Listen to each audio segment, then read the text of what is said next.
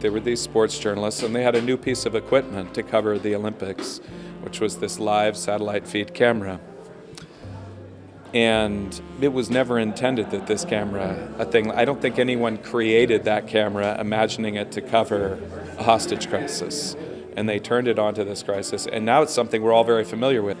Having a common story of this happened, then this happened, then this happened, from which we can have different points of view, is essential. Well, if we're making the story about these guys trying to get the story in an accurate way, we have to do it in as accurate a way as actors. Also, it's being intercut with documentary footage, so we kind of have to look like we're in the same world. So, a lot of that equipment works in that room, all that analog equipment. We're hitting the controls that you should be hitting. And that was very, very important to him, the physical reality. The room is the size the room was, even though it would be easier if we made it bigger to film in. And there's 2 cameras in there going with, 3 people operating each camera and all those actors. So we're in a kind of soup together, and I think it created our own intense reality. We filmed all day long, every scene from beginning to end, even if it was only for a little part in the middle, and it was exhausting. It was like a sporting event. It was a lovely together ensemble feeling, which credit to the actors and credit to the director and casting director, and just a really unusually, I don't know what you say, friendly group of actors that, stuck in a room like that, it's kind of sink or swim. It's got to be like that, or it's going to be really unpleasant. So it was just, especially with the material, the heavy story. So just a joy to do. Real privilege. Feel very lucky to be part of this. Marianne Gebhardt is a character. She's an amalgamation of several people they came across in their research. Tim Vierbauer, my director, and Moritz Binder, the writer. So she didn't actually exist. What I love about the way they wrote this character is that is actually the woman that gets to go and do all the work, because that's usually how it is when we don't see it. So I like that they paid tribute to that. But yeah, it was fun. I got to drive in a car from 1972. I was a bit nervous about that because I had not driven a car in a couple of years, but everything worked out. It was the first time that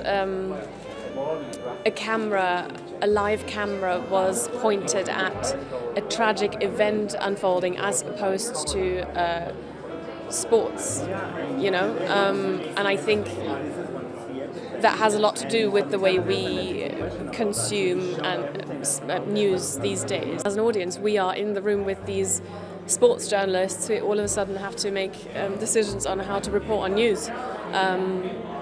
It's a fun challenge. In our story is entirely told from the perspective of the ABC sports broadcasters that had to make the switch from reporting on the Olympics to reporting on that crisis during that tragic day in Munich. We had a conversation with the real Jeffrey Mason, the character that John Magaro played, and we interviewed him on that day and what they went through, and all of that, listening to his stories and what he told us what they went through and what challenges they faced when they were making that sports from that switch from sports to that crisis reporting. That seemed a really interesting premise for a movie to us. The interesting thing about Munich 72, maybe compared to a classical newsroom drama, or what is very specific about that case, is that it wasn't a group of journalists that were experienced or trained to report on a tragic situation like this. It was, as I said, like a bunch of sports people. And in a way, they had an almost innocent view on these questions that you get confronted with when you report on a crisis like this, these ethical questions. And this is what we are exploring, and we hope that for today's audience, especially for today's audience, like today everybody has a camera and a TV in their pocket, it would be interesting to take a step back and see how a little bit more than 50 years ago a situation like this was on live television for the first time, because it was actually also the first Olympics that was globally broadcast live. On September 5, 1972, there was like something happening that never happened before. It was like a news coverage of live coverage of an event like that, never happened before.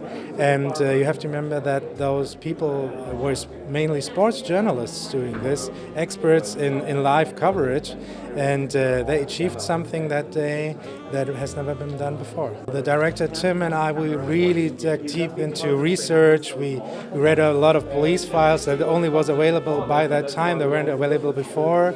To get the events right, and we read a lot of books like biographies by Ron Arledge and Jim McKay, and a lot of like scientific books about that event. And then we had like this main source, Jeffrey Mason, the real Jeffrey Mason. And he took us through that day like over and over again, more and more detailed with every meeting, and that was like such a gift to have him on our side. And this is like a dream come true, and like walking through a dream.